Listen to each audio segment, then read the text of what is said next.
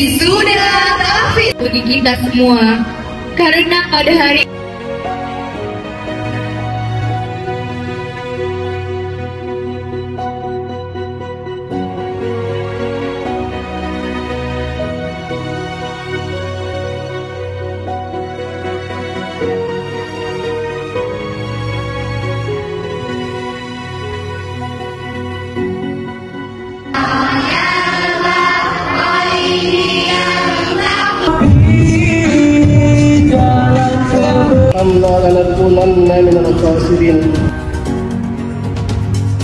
Wisuda Akbar Tahfiz Syekh Al-Furqon Palembang dan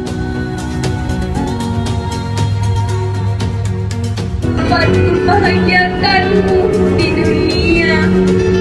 Innal hamdalillah nahmaduhu wa nasta'inuhu wa nastaghfiruh wa waladin solihin. Kata Nabi SAW, salah satu amal jariah yang pahalanya terus mengalir.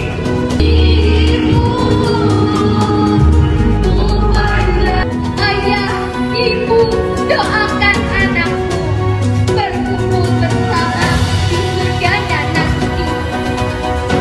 Hafalan Al-Quran yang telah kami hafal ini menjadi pemberamal jariah ustaz dan bunda sekalian di akhirat kelak di hadapan Allah Subhanahu wa ta'ala. Dia akan datang sebagai syafaat bagi